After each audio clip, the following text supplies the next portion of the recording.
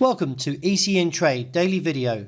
Before we begin, it should be noted that any advice is of a general nature only and that your personal circumstances have not been taken into consideration. Hello everyone, my name is Rob Clayton and thank you for joining me. Well, this week we've got the pre-elect Joe Biden inauguration on Wednesday, and also we've got an appearance from also Janet Yellen, who possibly will be taking over as US Secretary from Steve Mnuchin. And also into this week we've got the Australian unemployment and much more to come. Still, it will be very much a rocky road for a lot of the markets, and with the US dollar, which measures the greenback strength against a basket of 6 major currencies, staging a somewhat rebound on Friday, has now put a slight dent in the technicals for the Australian dollar. After many attempts to take the challenge up towards the region of 78 cents, struggling and now failing, is looking back towards a level of 76.60. I do anticipate, given from the RSI under the midway point, along with the MACD, that we are looking for a further decline for the currency, and maybe even looking down towards a region of 75 cents before profit taking may emerge. Nevertheless, I like this pattern, how it's shaping up, and therefore should keep the bears busy for the next few days.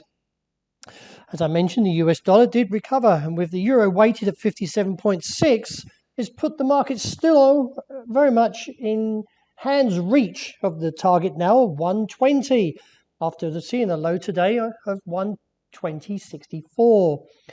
We are a little bit oversold. Nevertheless, from the given break of 122, the measured move is nearly being completed. But that being said, still continue to adjust your stop losses and take profits according to your risk management, because we may even see a little bit more of a slip. Because as I mentioned, we do have Janet Yellen coming in, and she may put a little bit more of a steady, or at least a bullish tone to the currency, and therefore could see the euro either take on the challenge of 120 or maybe slip a little bit lower. Also this week we've got the ECB rate decision, so let's keep your eye on the euro. And as I mentioned, continue to lower your stop losses just in case we do see a rebound off this level. But overall, I still look towards 119.90 to 120 as a target. With some surprise, maybe, we've seen another rejection from the broad downtrend, as you can see here from a weekly. It emanates around the June-July region and has held for many, many months. Now from the next rejection that we've seen here, around lower now, was around 104.30.65, but now down to 104.10.45. The market is appearing somewhat a little bit negative as yen strengthens. Until we get a break of 103.40, it's still the challenge between the bulls and bears and which one will go first.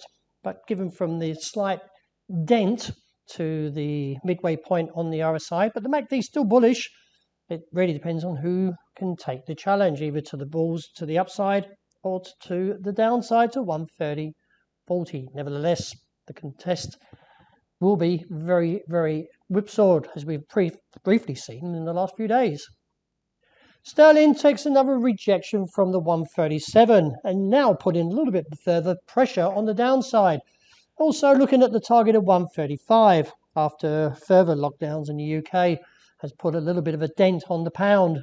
After finding a bit of strength last week after Bank of England Governor Andrew Bailey slightly dismissed the talks of a potential negative interest rates, and that did put a bit of a slightly firmer tone. The market has found a bit of negative tone now after the rejection of 137. Now a break of 135 would see a lower to 133 figure 50. With the rejection of 142 figure 25 for sterling yen, the market is now looking further since it took out the level of 141.25. Now I'm looking towards a target of 131.5, given from the break and also from the RSI, but the MACD is just on the zero. Once these two are married up, then I feel a little bit more confident in the call to 139.5, as that would support the overall bearish sentiment. Gold, look at how it's challenging this level of 1,820. It did stab there this morning after printing the low of 1,808, but this could end up being a dragonfly, so just be a little bit cautious. I'm not saying this level of 20 has broken, because this dragonfly, if it closes New York tomorrow, then we could see a recovery back towards 68. But a close under 20 would expose the region down towards 1,765. And wrapping up with oil, well, we've backed away from that topside target around $54 and now looking towards this week to 49.5. If we see a break there, it could give further scope down towards 44.80. Well, that wraps it for today. Thank you very much for joining me. And as always, look out for the intraday report. I hope you enjoy the great start to this new week.